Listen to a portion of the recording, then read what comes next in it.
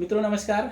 लक्ष्य GS cracker में आप सभी लोगों का स्वागत है। जैसा कि आपको पता ही है कि हम लोगों के बीच समीक्षा अधिकारी की वैकेंसी बहुत जल्द आने वाली है और उस तैयारी को लेकर के आपकी क्या रणनीति होनी चाहिए, किस तरह से आपको मेहनत करनी है और किस तरह से आपका जो है मोटिव हाई रहेगा, किस तरह से आप एकदम तरोताज़ा रहेंगे, उस कड़ी में मैं सोचा कि ठीक है, एक कुछ ऑफिसर्स थे हमारे संपर्क में, हमने उनसे रिक्वेस्ट की। इसी कड़ी में मैं जो है विशेष सचिव सचिवालय उत्तर प्रदेश सेवा से अभी हाल ही में रिटायर हुए श्री राजेंद्र कुमार जी हमारे बीच में हैं। उनसे हमने रिक्वेस्ट करी कि सर हमें 5 मिनट का समय दीजिए, कम से कम हमारे बच्चों को ये मैसेज पहुंच सके, उनको भी ये जानकारी हो सके कि आप समीक्षा अधिकारी बनने के बाद किस पद तक आप जा सकते हैं और कौन सी सेवाएं आपको करनी पड़ सकती हैं, कितनी जिम्मेदारी मिल सकती है।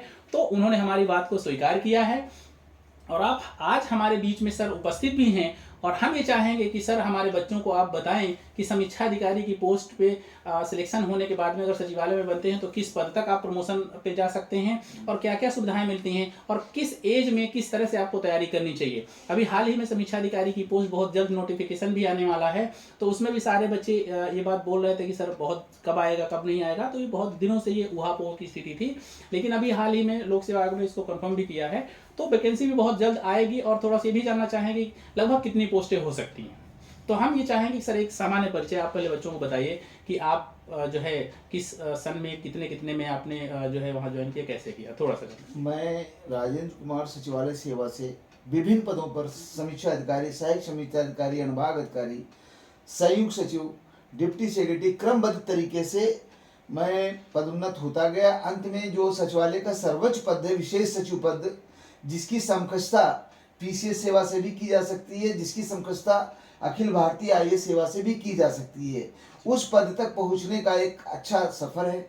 उसको प्राप्त करने के लिए आपको लगन से बड़ी मेहनत करनी पड़ेगी। और जिस तरीके से आपने बताया कि आपके बच्चों को मोटिवेशन होना चाहिए, बिल्कुल मोटिवेशन की आवश्यकता है। हमारे यहाँ सचिवालय में जो पद रिक्त होता है, 3 प्रकार के सचिवालय में 3 प्रकार के लोग चयनित होते हैं। एक समीक्षा अधिकारी, एक सहायक समीक्षा अधिकारी, एक समीक्षा अधिकारी लेखा, एक अपर निजी सचिव सेवा। तीनों का पदोन्नति का अवसर बराबर है। और तो अच्छा, सबसे बड़ी चीज है कि अगर आपने एक परीक्षा की तैयारी कर ली, सचिवालय की समीक्षा अधिकारी का तैयारी कर ली खूब मेहनत से, तो सचिवालय की समीक्षा अधिकारी के पैरेलल 4 जगह वैकेंसीज आती हैं। एक लोक सेवा आयोग में समीक्षा अधिकारी का पद होता है, एक राजस्व परिषद में पद होता है। पदोन्नत के अवसर सामान्य हैं। जैसे लोक सेवा आयोग में एक मेरिट लिस्ट बनी, लोग ऑप्शन देते हैं, विकल्प देते हैं कि हमें राजस्व परिषद में जाना है, हमें इलाहाबाद लोक सेवा आयोग में जाना है, कि ये मुझे सचिवालय सेवा में आना है। वो तो मतलब प्री होने के बाद में जब इसको फॉर्म भरा जाता है तो ऑप्शन है। परंतु ये है कि बहुत ही जल्दी, अभी हमारे यहाँ बहुत विवाद चल रहा था, लगभग 10-15 साल से सीनियोरिटी लिस्ट नहीं जारी हुई थी, जिसके कारण अनुभाग अधिकारी के लगभग पिछले 10 सालों से 250 से 300 वैकेंसीज खाली थी। अब हुआ क्या कि कोर्ट ने निर्णय करा दिया। कोर्ट के निर्णय के क्रम में हमारे यहाँ मुख्य सचिव महोदय ने तत्काल अभी 2-3 महीने पहले 350 लोगों को प्रमोट कर दिया। तो वो 350 वैकेंसी आज रिक्त जो अध्याचन के लिए लोक सेवा आयोग जा चुकी है। मतलब 350 वैकेंसी समीक्षा अधिकारी का जो प्रमोशन से खाली हुई वो है, और जो भविष्य में सेवानिवृत्त होंगे, हाँ, ये वैकेंसी 400 तक भी जा सकती है। 400 पद लगभग बिल्कुल समीक्षा अधिकारी के, सहायक समीक्षा अधिकारी के अलग होते हैं। इसलिए एक चीज, हाँ, एक चीज और मैं जानना चाहूंगा कि जैसे ठीक है 400-500 या उससे ज्यादा पद आएंगे तो ये तो बहुत अच्छा अवसर रहेगा इस बार ही। तो किस एज की लिमिट में अगर वहाँ समीक्षा अधिकारी कोई बच्चा बनता है तो वो विशेष सचिव तक पहुंच सकता है? निश्चित तौर पर कितनी एज होनी चाहिए? हमारा ये मानना है कि कोई बच्चा 15 साल 21 साल से और 30-27 साल तक समीक्षा अधिकारी पद पर चयनित हो जाता है। 27 साल तक, तो उसको कुल 33 वर्ष की सेवा का अवसर मिलेगा। ठीक है। मान के चलिए पहले तो समीक्षा अधिकारी से सेक्शन अफसर बनने में बहुत समय लग जाता था।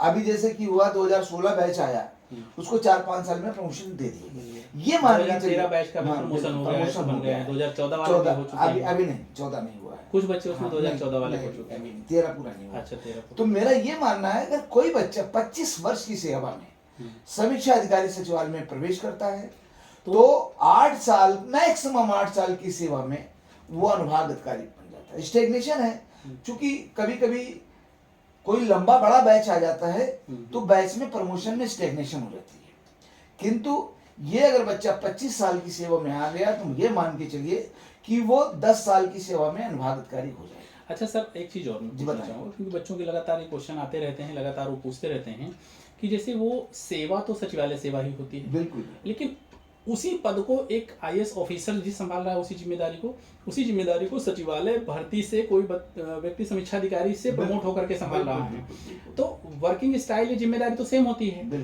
तो क्या जैसे आईएएस को फैसिलिटी मिलती है, क्या वो फैसिलिटी उन समीक्षा अधिकारी से प्रमोट हुए विशेष सचिव को मिलती है क्या? देखिए, सचिवालय में विशेष सचिव चाहे वो आईएएस हो, हाँ, चाहे वो समीक्षा अधिकारी से प्रमोट होकर गया हो, हाँ, चाहे प्रांतीय सिविल सेवा से, पद समकक्षता एक होती है। ठीक है। परंतु विभाग के ऊपर जो निर्भर करता है कौन से विभाग में उसकी तैनाती हुई है। ओके। जिस विभाग में उसकी तैनाती, मान लिया किसी की आवास विकास में हो गई, तो विभागों के ऊपर तैनाती होती। कभी कभी ऐसा नहीं कि बहुत सीनियर आईएएस अफसर विशेष सचिव, उसको गाड़ी नहीं मिलती है। कहीं कहीं हमारे विभाग में तो हमारे विभाग में अंडर सेक्रेटरी गाड़ी मिल जाती है। हाँ। तो गाड़ी एक कोई महत्व नहीं रखता, मतलब बच्चों की आप अच्छी तैयारी करें, लखनऊ में रहे, इससे बढ़िया स्वर्णिम अवसर कोई नहीं आ सकता जो भविष्य में 400 वैकेंसी आ रही, कम समय में कम तैयारी करके इतना बड़ा अचीवमेंट कहीं नहीं मिल सकता है। मेरा यही उद्देश्य है, जो भी बच्चे आपकी कोचिंग में पढ़ने आए, जो भी आए, कोई जरूरी नहीं कहीं और भी देखें, वो तो कंपेयर करेंगे कौन सी कोचिंग अच्छी, कौन सी अच्छी, जहां भी अच्छी पढ़ाई होगी बच्चे वहां पर जाएंगे, परंतु भटके नहीं। समय कम है, समय कम है और अपना एक टारगेट बनाने, जैसे लक्ष्य नाम है, तो लक्ष्य, आपका लक्ष्य कैसे क्रैक होगा ये आप बताएंगे। परंतु ये निश्चित है कि यदि आप समीक्षा अधिकारी के पद पर आ जाते हैं तो बहुत से सीनियर पीसीएस जो 30-32 साल में आते हैं, वो ज्वाइंट सेक्रेटरी के ही पद से रिटायर हो जाते हैं। हाँ, मतलब देर में आए। मगर मेरा ये मानना है कि जिस तरीके से अगर आप समीक्षा अधिकारी के पद पर आ जाइएगा तो समय से विशेष सचिव और लगभग 5-6 वर्ष रह जाएंगे तो आपको एक सीनियर, सुपर सीनियर सेक्रेटरी के बराबर वेतन मिल जाएगा। अगर आपको वेतन अच्छा मिलता तो अनुसुधा तो स्वतः उपलब्ध मुहैया हो जाएगी। मेरा ये मानना है कि लखनऊ जैसे शहर में रहकर, अगर आप लखनऊ के रहने वाले, उत्तर प्रदेश के रहने वाले, अगर समीक्षा अधिकारी की तैयारी करते हैं, बहुत मेहनत की आवश्यकता नहीं है, कम कोर्स में कम समय में एक अच्छा आप अचीवमेंट प्राप्त कर सकते हैं।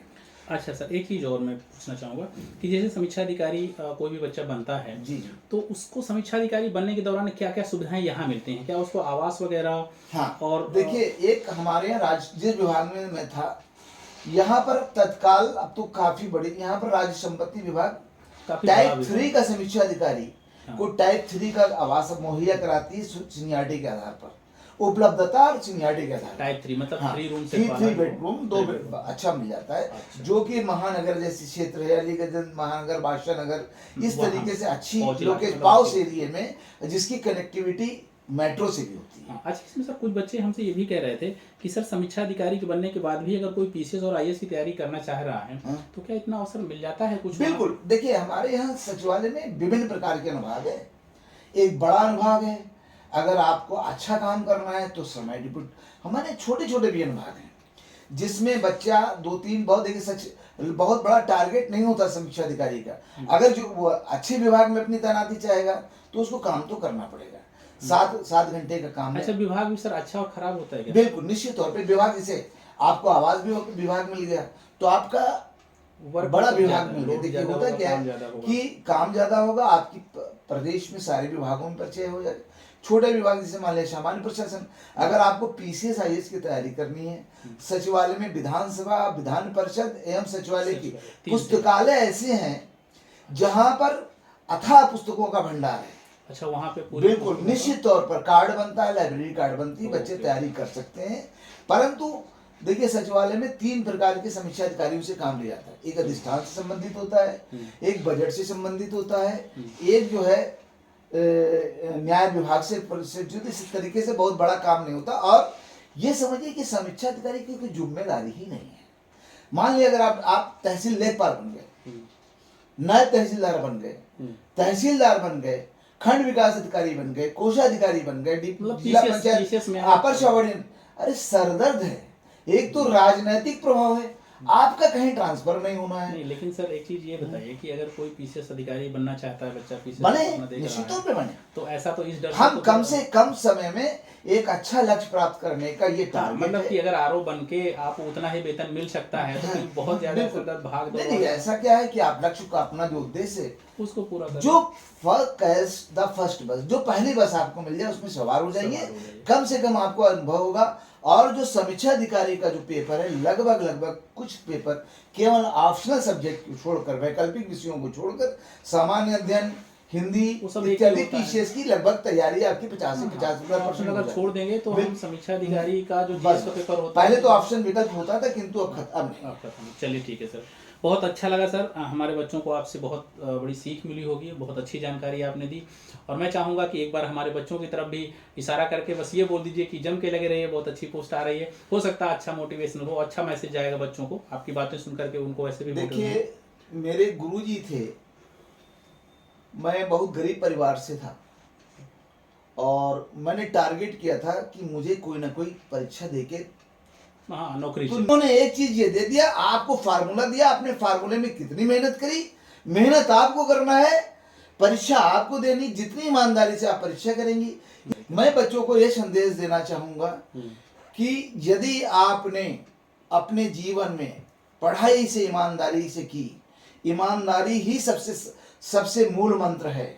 समय का दुरुपयोग मत करिए, समय के कम समय में ज्यादा से ज्यादा प्रयास करिए और निश्चित तौर पर सफलता आपके कदम चूमेगी। इसके साथ ही मैं लक्ष्य के एमडी साहब को बहुत धन्यवाद देता हूं कि इन्होंने हमें बहुमूल्य समय समझा, मुझे इस लायक समझा जिससे मैं दे दूं। और निश्चित तौर पे आप विशेष सचिव बन के ही रिटायर होंगे, कम समय में आइए, कम से ज्यादा सेवा करिए। मैंने 41 साल 8 महीने सेवा करी है।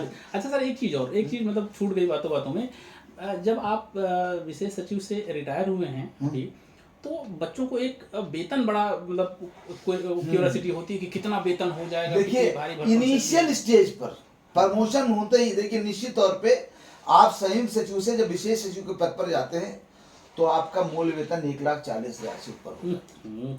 1,40,000 मूल वेतन। इस पे 40% ये रख लीजिए। ग्रांड टोटल बताइए सर। वो ग्रांड टोटल 2 लाख से ऊपर ही मिलनी है विशेष सचिव, मतलब 2 लाख से इस समय पर। हाँ, 2 लाख से ऊपर सैलरी मिलती है विशेष सचिव। तो मुझे लगता है सर ये तो बच्चों को बहुत ज्यादा ऊर्जावान बनाएगी। और मतलब 2 लाख और समीक्षा अधिकारी होते ही 85,000 हाँ, मतलब 80-85,000 जब समीक्षा अधिकारी बनेंगे तब, और फिर विशेष सचिव बनते जब तक वो विशेष सचिव बनेंगे उनकी वेतन बढ़ जाएगा, बहुत बड़ा होता है। मतलब आज की डेट में अगर हम कहें कि 2 लाख रुपए महीने, बहुत बड़ा, कम से कम 2 लाख महीने के बाद आप रिटायर हुए। चलिए सर, बहुत बहुत धन्यवाद सर, बहुत अच्छा लगा आपसे मिल करके। और ये जाहिर बात है, ये बहुत मतलब अच्छा मैसेज जाएगा हमारे बच्चों के लिए भी, क्योंकि वो सारे लोग लगे हुए हैं और सारे लोग लगातार मेहनत कर रहे हैं। और अगर आप लोगों का सर, आपका भी और हमारा सारे लोगों का आशीर्वाद रहा तो हमारे बच्चे। छोटी सी बात इसमें रखता हूँ आपकी बात में। बिल्कुल। देखिए, बहुत ज्यादा कोर्स नहीं है इसमें, हिंदी आपके सिलेक्शन को निर्णय कराती है। हिंदी अगर आपने पढ़ लिया कायदे से, प्री में 140 नंबर की जनरल स्टडी होती है जो आपको तैयारी करनी पड़ी। ये तैयारी के बाद आपको मेंस में भी तैयारी में मदद मिलेगी। अच्छा, हिंदी, हाँ, 60 नंबर का आपका जो होता है हिंदी, जिसमें 6 टॉपिक है जो आप कक्षा 10 से पढ़ते, 5 से पढ़ते चले जाए, केवल रिवीजन है, पर्यायवाची है, तत्सम तद्भव, अनेक शब्द के लिए एक शब्द, इस तरीके, यही आपको पीसीएस में भी काम आएगी, यही आपके मेंस में भी काम आएगी। तो मेरा ये मानना है, सब मैं यही कहता हूँ, बच्चों को यही बताता रहता हूँ कि जो समीक्षा अधिकारी का पेपर है, प्री में तो 60 नंबर का होता है, और जब आप मेंस लिखते हैं तो उसमें 60 और 100 नंबर का एक अलग, तो मतलब 160 नंबर मतलब डिसाइड करता है। जो पत्र लेखन है उसमें कलाकारी है। हाँ, और निश्चित तौर पे जो आप एक पत्र को 10 बार अगर प्रैक्टिस कर लेंगे, हाँ, तो निश्चित तौर पे आपको 100 में से 90 नंबर मिल जाएंगे। अच्छा, मान लीजिए सर कभी हमारे बच्चे आपकी जो समझते हैं, बिल्कुल मैं ड्राफ्टिंग में, मैं बिल्कुल, तो हम क्या उसको, बिल्कुल, मैं जब भी आप हमें बुलाएंगे, मैं हमारे समाज ने इतना बड़ा पद दिया है तो क्या हम अपने बच्चों के लिए जो तैयारी कर रहे हैं उनके लिए मैं कभी भी रात बिरात कभी भी कोई चीज़ की आवश्यकता हो, मैं अपने ज्ञान को अपने प्रैक्टिस को मैं बिल्कुल पत्र लेखन में तो पूरी मदद कर दूंगा। जी जी, चलिए सर, बहुत अच्छा लगा आपसे, बहुत बहुत धन्यवाद। और हम चाहेंगे कि फिर बहुत जल्द हम आपको ही बुलाएं कि अगर मेंस के जो बच्चे हमारे पास आते हैं लेटर ड्राफ्टिंग की पूरी क्लास कराएं। और जो है धन्यवाद करते हुए बच्चों से कहेंगे कि बच्चों अगर इस आपको सूचना अच्छी लगी हो तो कमेंट, सब्सक्राइब और शेयर जरूर करिएगा।